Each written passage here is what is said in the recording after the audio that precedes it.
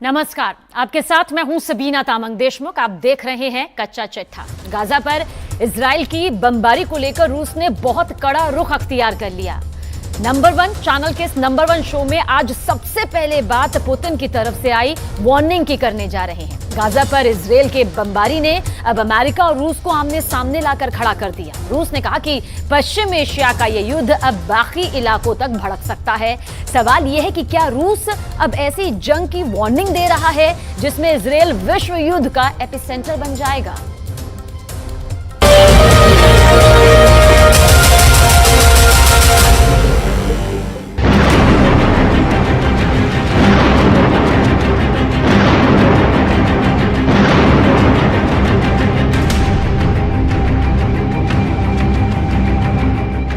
एक तरफ गाजा में बमबारी चल रही है, इजराइल का युद्ध गाजा को पूरी तरह तबाह करने जा रहा है। दूसरी तरफ इजराइल पर हमला करने के लिए लेबनान, सीरिया और ईरान की फौज तैयार बैठी है।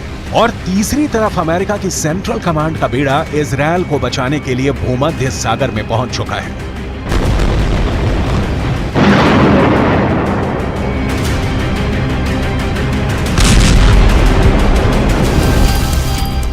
ये अमेरिका का सबसे खतरनाक बेड़ा माना जाता है।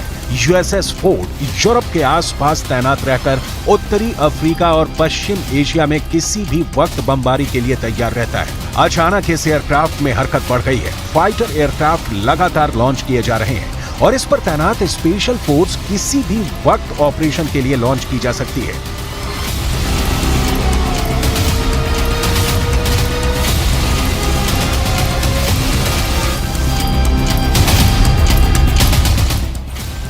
गाजा में हालात बहुत नाजुक हैं।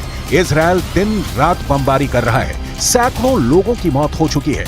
इजराइल अब अपने ऊपर हुए अटैक का बहुत बेदर्दी से बदला लेना चाहता है और यही वजह है कि उसके बम अब आम नागरिक और हमास के बीच फर्क नहीं कर पा रहे।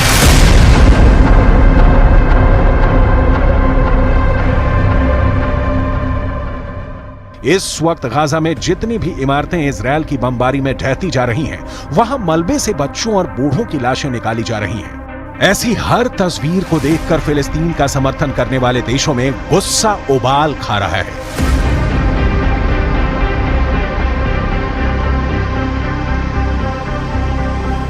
مركز المعلومات في وزارة الصحة استشهاد 413 مواطنا منهم 78 طفلا و41 سيدة بالإضافة إلى تسجيل 2300 جريح। सवाल है कि आगे क्या होगा, तो इसका जवाब है जितनी मौत होगी गुस्सा दोनों तरफ उतना बढ़ता जाएगा। पहले ही पूरी दुनिया में कोहराम मचा हुआ है। दुनिया भर में गाजा को बचाने के लिए प्रदर्शन हो रहे हैं। ये बगदाद है और यहाँ लोग हजारों की तादाद में सड़कों पर निकलकर प्रदर्शन कर रहे हैं। इजराइल के साथ साथ अमेरिका के खिलाफ भी नारेबाजी हो रही है।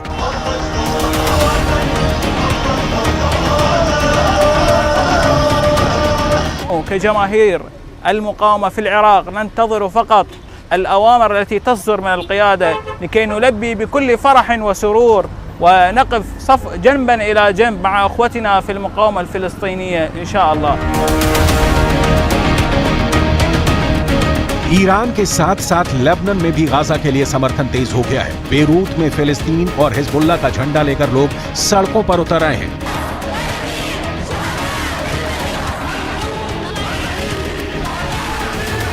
عنا قضية جايين ندعم إخواننا المقاومين بفلسطين المحتلة، وعنا رسالة جدا هامة للمطبعين الصهاينة وعلى رأسهم يزيد العصر محمد بن سلمان لعنة الله عليه. هيدا اللي بده يبيع القضية الفلسطينية وبده يبيع دم الشهداء.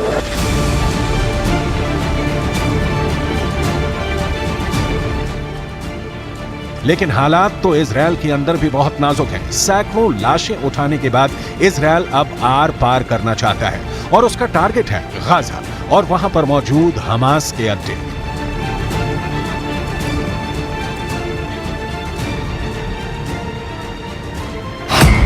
लेकिन इजराइल को तीन तरफ से बहुत बड़े युद्ध की धमकी आ चुकी है। लेबनान की मिलिशिया हिजबुल्लाह ने कहा है कि वो इजराइल पर हमले के लिए तैयार है। इराक में ईरान के समर्थन वाला मिलिशिया भी इजराइल को वार्निंग दे चुका है।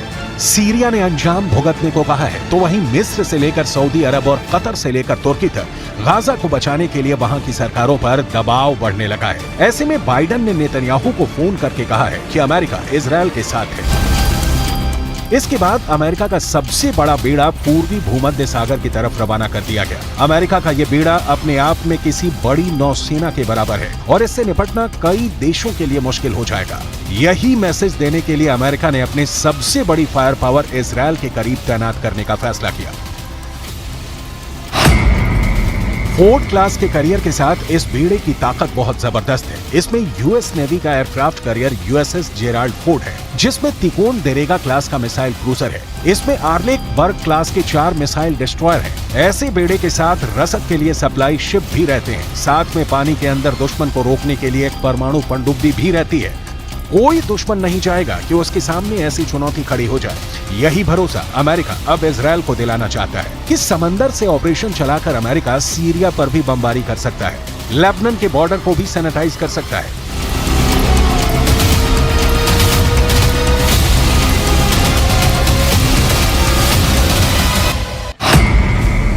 इस वक्त ये कैरियर इजरायल के गाजा के पश्चिम में भूमध्य सागर में तैनात रहेगा और वहीं से ऑपरेशन चलाएगा। उसकी रेंज में लेबनान भी होगा, सीरिया भी होगा, तुर्की भी होगा और मिस्र के आसपास का इलाका भी होगा। यहीं से ये इजरायल के एयर स्पेस को सुरक्षित रखेगा और हमला भी कर सकता है। ये सब ऑपरेशन अमेरिका के फोर्ड क्लास का कैरियर और उसके बेड़े में मौजूद बड़े बड़े डिस्ट्रॉयर पूरा कर सकते हैं। ऐसा अमेरिका पहले इराक में कर चुका है, उसने अफगानिस्तान में करके दिखाया है और ईरान को भी वो लगातार धमकी देता रहा है। इजरायल के लिए भी जेराल्ड फोर्ड कैरियर को भेजना एक बड़ा युद्ध छेड़ सकता है।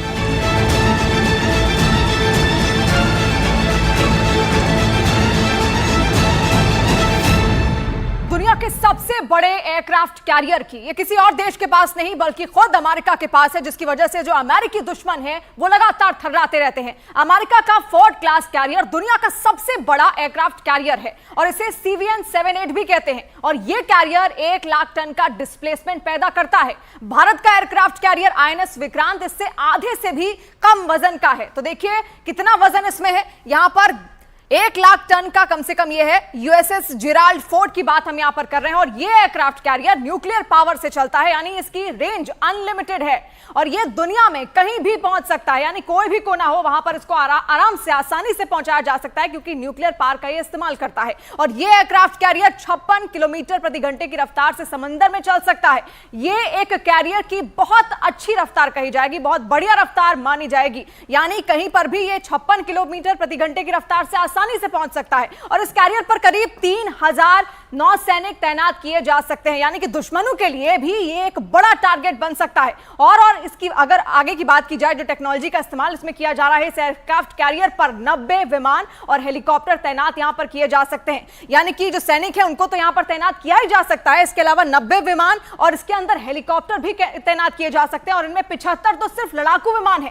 और अभी इस एयरक्राफ्ट कैरियर पर सुपर हॉर्नेट विमान तैनात है और इस पर से F-35 स्टेल्थ फाइटर भी ऑपरेट कर सकते हैं और उनको पूरी तरह तैनात करने की तैयारी की जा रही है। यानी आप समझ सकते हैं कि आखिर किस टेक्नोलॉजी से ये लैस है और कैसे सुपर हॉर्नेट और F-35 लड़ाकू विमान जो है वो भी इसके अंदर तैनात किए जा सकते हैं और साथ साथ इसकी रफ्तार भी कहीं ज्यादा है। अमेरिका ने इजराइल के आसपास, यूरोप और बाकी ठिकानों के आसपास फाइटर जेट तैनाती बढ़ाने का फैसला किया है ताकि इजराइल पर कोई हवाई हमला न कर सके। इसके लिए अमेरिका ने पूरा जोर लगा दिया है और इजराइल के हवाई अड्डे पहले से ही एक्टिव है।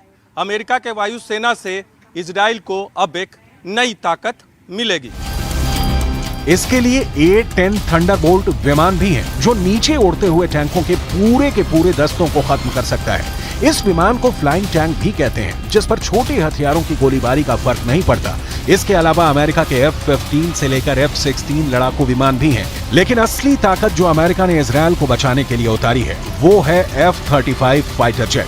ये वो फाइटर जेट है जो इजरायल के पास भी है, लेकिन अभी उनकी तादाद सिर्फ 40 है। लिहाजा मल्टी फ्रंट के लिए इजरायल की वायुसेना को ऐसे बहुत से विमानों की जरूरत पड़ सकती है, जिसकी भरपाई अमेरिका की मदद से पूरी होगी। F-35 का करीब रहना इजरायल के दुश्मनों को दूर रखने में मदद जरूर करेगा।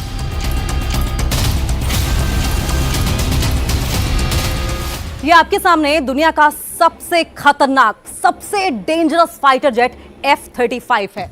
ये 5th generation multi role combat aircraft भी है। इस एक लड़ाकू विमान की कीमत 1000 करोड़ रुपए के करीब है। ये अमेरिका का सबसे महंगा फाइटर प्लेन है। ये एक स्टेल्थ फाइटर जेट, जी हाँ, ये एक स्टेल्थ फाइटर जेट है, जिसका साफ तौर पर मतलब हुआ ये कि रेडार इसे ट्रैक नहीं कर पाएगा, जो रेडार की पकड़ में नहीं आएगा। और इसकी बॉडी पर एक खास किस्म की कोटिंग होती है जो कि रेडार तरंगों को एब्जॉर्ब कर लेता है, सोख लेता है। और इसके अलावा इस फाइटर जेट का रेडार, एवियोनिक्स और सभी सेंसर जो हैं वो बहुत मजबूत होते हैं और इसी वजह से ये दूर से खतरे को सेंस कर लेता है। लेकिन इसके अलावा इसकी क्या खासियत है? पायलट का हेलमेट भी बहुत खास होता है, जिसकी कीमत 3 करोड़ रुपए होती है। देखिए, ये कॉकपिट है और कॉकपिट में पायलट जब बैठता है तो एक खास तरह का हेलमेट लगाता है, जिस हेलमेट की कीमत 3 करोड़ रुपए के आसपास होती है। इजराइल ने गाजा पट्टी को तंदूर की भट्टी में बदल दिया है। इस वक्त भी गाजा पर स्ट्राइक हो रही है और अपनी टैंक आर्मी को आगे बढ़ाने से पहले इजराइल पूरी तरह हमास के बेस को खत्म करने में जुट गया। लेकिन सच ये भी है कि गाजा में बमबारी से आम लोगों की जान जा रही है, जिसमें बच्चों की तादाद बहुत ज्यादा है।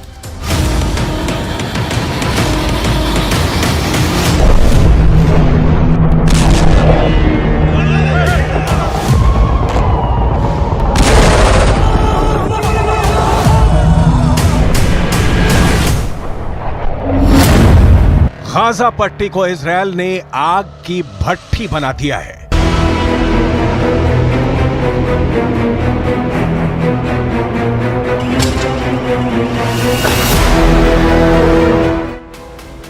पिछले 48 घंटे से लगातार गाजा पट्टी पर इजराइल के लड़ाकू विमान बम बरसा रहे हैं।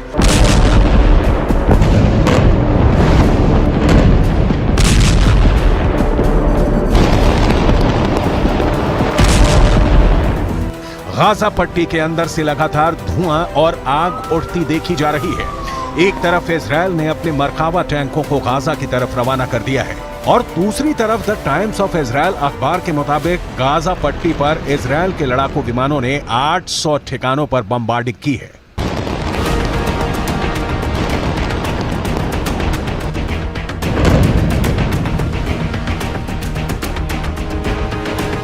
इन हमलों के बाद पूरी गाजा पट्टी के अंदर चीख पुकार मची हुई है। जो खबरें गाजा पट्टी के अंदर से आ रही हैं, वो दिल दहला देने वाली हैं। गाजा पट्टी से आए वीडियो ये दिखा रहे हैं कि वहां पर बड़े पैमाने पर लोग मारे जा रहे हैं। हमास की सरकार का दावा है कि गाजा पट्टी के अंदर बच्चों की मौत भी हो रही है।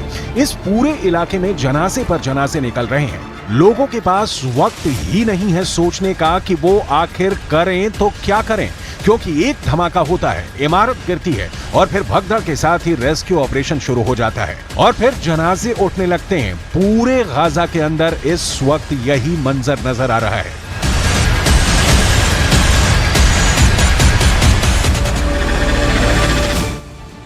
عائلة شملخ كلها بالكامل انبادت. عائلة شملخ بأكملها 14 نفر تحت الرقام. طلعنا 12 وما زال في تحت الرقام ضايل. لحتى الآن ضايلين مش عارفين نطلعهم بدون سابق إنذار. قصفوا البيت بدون سابق إنذار. لا قالوا اخلوا لا قالوا اطلعوا ولا إشي. ما فجأة اللي سمعنا صوت القصف وصرنا نجري على الدار. لقيناها كلها زي ما هي الدار. ये इजराइल के प्रधानमंत्री का वो गुस्सा है जो गाजा पट्टी के लोगों पर कहर बनकर टूट रहा है। गाजा पट्टी में लगभग 20 लाख लोग रहते हैं, लेकिन इजराइल पर हमास का हमला इतना क्रूर और भयंकर था कि इजराइल के अंदर गुस्से की लहर दौड़ गई।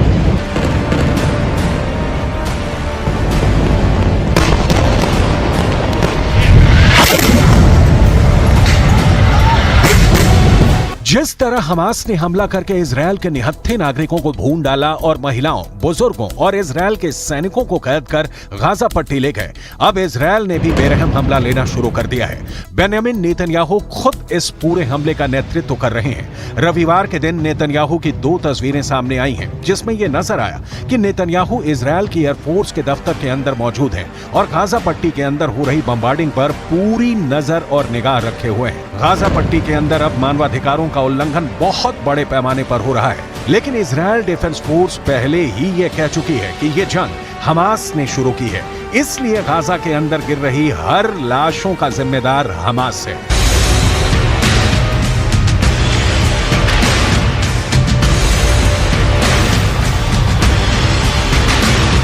इजरायल के प्रधानमंत्री बेंजामिन नेतन्याहू राष्ट्र के नाम संबोधन के वक्त पहले ही ये कह चुके थे कि अब गाजा पट्टी के लोग कहीं और चले जाएं, क्योंकि वो हमास के आखिरी आतंकी को तलाश करेंगे, इसके लिए चाहे जो भी करना पड़े।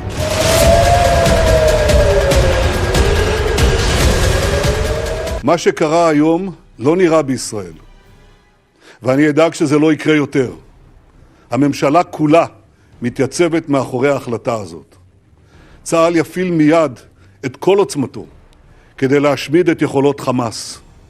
נכה בהם עד חורמה וננקום בעוצמה על היום השחור הזה שהם עוללו למדינת ישראל ולאזרחיה.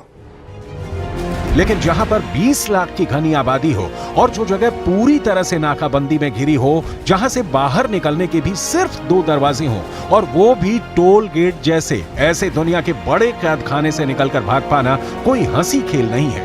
दुनिया गाजा पट्टी को एक खुली हवा वाला कैद खाना कहती है। गाजा पट्टी सिनाई प्रायद्वीप के उत्तर पूर्व में भूमध्य सागर के साथ 363 वर्ग किलोमीटर में फैला हुआ क्षेत्र है।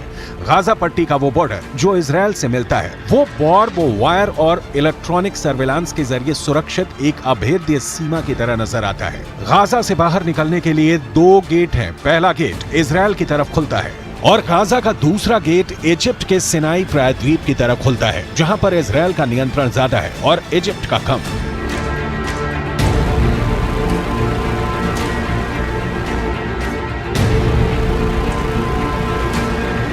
मैं इस वक्त इजरायल में मौजूद हूं और इजरायल की आर्थिक राजधानी तेल अवीव से गाजा पट्टी 90 किलोमीटर की दूरी पर है।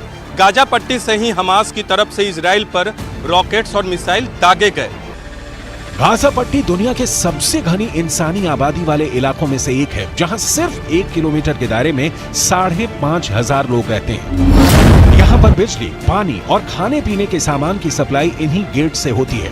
लेकिन अब इजरायल की leading news website the times of Israel ने यह कहा है कि इजरायल के ऊर्जा मंत्री ने आदेश दिया है कि गाजा के अंदर पानी, बिजली, ईंधन और खाने पीने की सप्लाई को काट दिया जाए।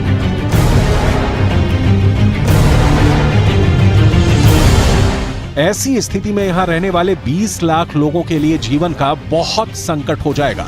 अगर देखा जाए तो इजरायल ने गाजा के 20 लाख लोगों को नाकाबंदी करके घेर लिया है। अनुमान है कि गाजा के अंदर 14,44,000 लोग शरणार्थी कैंप्स में रहते हैं। संयुक्त राष्ट्र के मुताबिक गाजा की 65% से अधिक आबादी गरीबी रेखा के नीचे रहती है। गाजा में 50% लोगों की उम्र 19 साल से कम है। गाजा की 3/4 भूमि खेती योग्य है। 16 साल की नाकेबंदी की वजह से गाजा के अंदर बेरोजगारी की दर 40% तक है। गाजा के अंदर रहने वाले फिलिस्तीनियों का 10वां हिस्सा सामान्य परिस्थितियों में छोटी मोटी नौकरियां करने के लिए हर दिन इजरायल की यात्रा करता है, जहां उन्हें रात भर रुकने की अनुमति नहीं है। 1948 में इजरायल के निर्माण के बाद अगले 2 दशकों तक गाजा पट्टी पर मिस्र का कब्जा रहा, लेकिन 1967 में इजरायल का 6 डे वॉर में अपने अरब पड़ोसियों पर जीत के बाद अगले 38 सालों तक गाजा पट्टी पर इजरायल ने अपना नियंत्रण बनाए रखा। अपने नियंत्रण के दौरान इजरायल ने गाजा पट्टी के अंदर भी 21 यहूदी बस्तियों का निर्माण किया था, लेकिन साल 2005 में अंतर्राष्ट्रीय और घरेलू दबाव के तहत इजरायल ने गाजा से लगभग 9,000 इजरायली निवासियों और अपनी आर्मी को गाजा पट्टी से वापस बुला लिया था, जिससे इस इलाके पर फिलिस्तीन का राज हो गया। लेकिन धीरे धीरे ये पूरा इलाका हमास का गढ़ बन गया। हमास ने अब इजरायल पर बहुत क्रूर हमला किया है, जिसके बाद यहाँ इजरायल के हमलों में बड़ी संख्या में फिलिस्तीनी भी मारे जा रहे हैं।